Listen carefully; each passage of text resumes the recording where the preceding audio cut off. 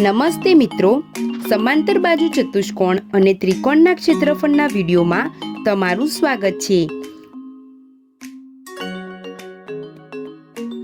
અગાઉના વિડીયોમાં આપણે એક જ આધાર અને સમાંતર રેખાની જોડની વચ્ચે રહેલા ત્રિકોણ વિશે ચર્ચા કરી। આજે આપણે તેનાથી જોડાયેલ હજી એક પ્રશ્નનો ઉકેલ મેળવીશું। ચાલો શરૂઆત કરીએ। આકૃતિમાં ત્રિકોણ PQR એક સમદ્વિભુજ ત્રિકોણ છે, જેમાં બાજુ PR અને QR ના માપ સમાન છે। બિંદુ M અને N અનુક્રમે PR અને QR ના મધ્યબિંદુ છે। બિંદુ R રેખાખંડ AB નું મધ્યબિંદુ છે અને AB એ PQ ને સમાંતર છે અને અહીં બંને રેખાઓ BNP અને AMQ સીધી રેખાઓ છે। તો સાબિત કરો કે ત્રિકોણ AQR નું ક્ષેત્રફળ અને ત્રિકોણ BPR નું ક્ષેત્રફળ સમાન છે। મિત્રો, તમે વિડીયો રોકીને તેનો જવાબ વિચારી શકો છો। મિત્રો, આપણે અહીં ત્રિકોણ AQR નું ક્ષેત્રફળ અને ત્રિકોણ BPR નું ક્ષેત્રફળ સમાન છે તે સાબિત કરવાનું છે। આપણે જોઈ શકીએ છીએ કે ત્રિકોણ AQR એ ચતુષ્કોણ MNRA અને ત્રિકોણ MNQ ના ક્ષેત્રફળનો સરવાળો છે અને ત્રિકોણ BPR એ ચતુષ્કોણ MNBR અને ત્રિકોણ MNP ના ક્ષેત્રફળનો સરવાળો છે। આ પ્રશ્નનો જવાબ આપણે બે વિભાગમાં મેળવીશું। પહેલા ભાગમાં આપણે સાબિત કરીશું કે ત્રિકોણ MNQ અને ત્રિકોણ MNP નું ક્ષેત્રફળ સરખું છે અને બીજા ભાગમાં આપણે સાબિત કરીશું કે ચતુષ્કોણ MNRA અને ચતુષ્કોણ MNBR નું ક્ષેત્રફળ સરખું છે। તમે વિડીયો રોકીને આ બંને સાબિતીઓ કેવી રીતે મેળવવી તે વિચારી શકો છો। ચાલો પહેલો ભાગ જોઈએ। મિત્રો, આપણને આપેલ છે કે ત્રિકોણ PQR એક સમદ્વિભુજ ત્રિકોણ છે, જેમાં બાજુ PR અને QR ના માપ સમાન છે। આપણને આપેલ છે કે બિંદુ M અને N અનુક્રમે PR અને QR ના મધ્યબિંદુ છે, એટલા માટે PM બરાબર MR થશે અને QN બરાબર NR થશે અને આપણે તેને આ રીતે પણ લખી શકીએ છીએ। સમીકરણ 1, 2 અને 3 પરથી કહી શકાય કે MR બરાબર NR થાય। તેને આપણે સમીકરણ 4 કહીએ।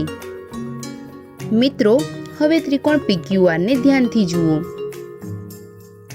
બિંદુ M અને N અનુક્રમે PR અને QR ના મધ્યબિંદુ છે।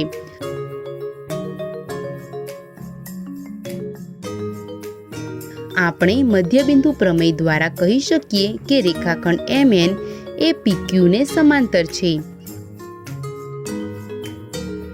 મિત્રો, હવે આકૃતિને ધ્યાનથી જુઓ। ત્રિકોણ MNQ અને ત્રિકોણ MNP નો આધાર MN એક જ છે। તેમનું ક્ષેત્રફળ સમાન થશે, કેમ કે આપણે જાણીએ છીએ કે એક જ આધાર અને એક જ સમાંતર રેખાઓની વચ્ચે રહેલા ત્રિકોણોના ક્ષેત્રફળ સમાન હોય છે। તેને સમીકરણ 5 કહીએ। અહીં આપણે જોઈ શકીએ છીએ કે આપણે પહેલો ભાગ સાબિત કરી દીધો છે। ચાલો બીજા ભાગ તરફ જઈએ। મિત્રો, તમે ચતુષ્કોણ MNRA અને ચતુષ્કોણ MNBR વિશે શું કહી શકો છો? આ બંને ચતુષ્કોણોને ધ્યાનથી જુઓ। ચતુષ્કોણ MNRA અને ચતુષ્કોણ MNBR એક જ આધાર, એક જ સમાંતર રેખાઓના વચ્ચે રહેલા ચતુષ્કોણ છે। મિત્રો, આપણે જાણીએ છીએ કે એક જ આધાર અને એક જ સમાંતર રેખાઓની વચ્ચે રહેલા સમાંતર ચતુષ્કોણના ક્ષેત્રફળ સરખા હોય છે। તો શું આપણે આ પ્રમેયનો ઉપયોગ કરી કહી શકીએ કે તેમના ક્ષેત્રફળ સરખા થશે? મિત્રો, વિડીયો રોકીને તમે તેનો જવાબ વિચારી શકો છો.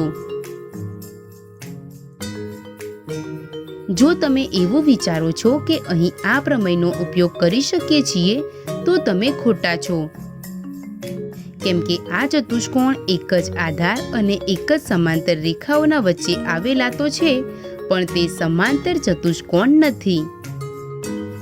એટલા માટે આપણે અહીં આ પ્રમેયનો ઉપયોગ કરી શકીએ નહીં. મિત્રો, જો તમે બંને ચતુષ્કોણને ધ્યાનથી જોશો તો તમને ખબર પડશે કે ચતુષ્કોણ MNR એ આ બે ત્રિકોણથી મળીને બનેલ છે અને ચતુષ્કોણ MNBR આ બે ત્રિકોણોથી. અહીં ત્રિકોણ MNR આ બંનેમાં સામાન્ય છે. જો આપણે આ બંને ત્રિકોણ MRA અને ત્રિકોણ NRB ને એકરૂપ સાબિત કરીએ તો આપણે આ બંને ચતુષ્કોણના ક્ષેત્રફળ સમાન કહી શકીએ. મિત્રો, આપણને આપેલ છે કે AB એ PQ ને સમાંતર છે અને આપણે જાણીએ છીએ કે MN પણ PQ ને સમાંતર છે. એટલા માટે MN અને AB પણ સમાંતર થશે. જો આપણે MR ને ત્રાસી રેખા માનીએ તો ખૂણો MRA અને ખૂણો NMR અંતઃકોણ થશે અને આપણે જાણીએ છીએ કે બે સમાંતર રેખાઓને એક ત્રાસી રેખા છેદતી હોય તો બનેલા અંતઃકોણના માપ સરખા હોય છે. એટલા માટે આ બંને સરખા થશે.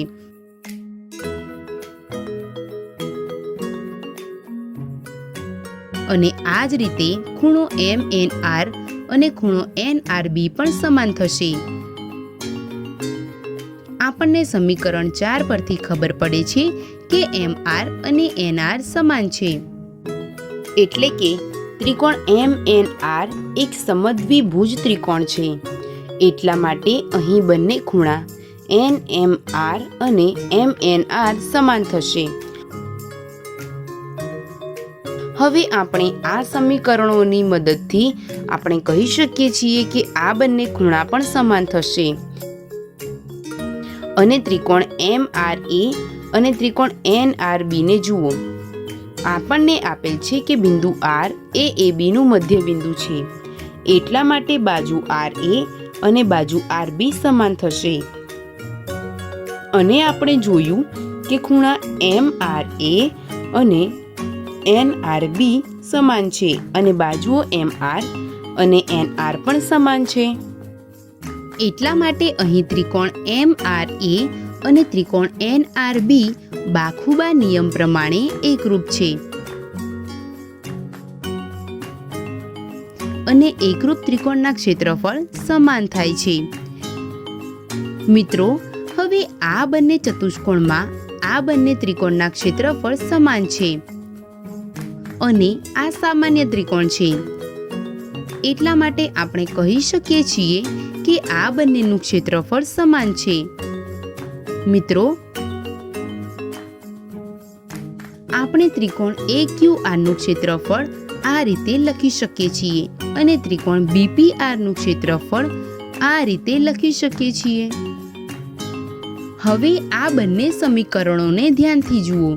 આ બંને ચતુષ્કોણ એટલે કે MNRA અને MNBR નું ક્ષેત્રફળ સમાન છે અને આપણે જોયું કે અહીં બંને ત્રિકોણ MNP અને MNQ પણ સરખા છે. એટલે આપણે કહી શકીએ છીએ કે આ બંને ત્રિકોણના ક્ષેત્રફળ સરખા છે. આ રીતે આપણે આ સાબિત કર્યું. મિત્રો, આ વિડીયોમાં બસ આટલું જ. આજે આપણે એક જ આધાર અને સમાંતર રેખાની જોડની વચ્ચે રહેલા ત્રિકોણ પર આધારિત એક પ્રશ્નનો ઉકેલ મેળવ્યો. મળીશું આગળના વિડીયોમાં. આભાર.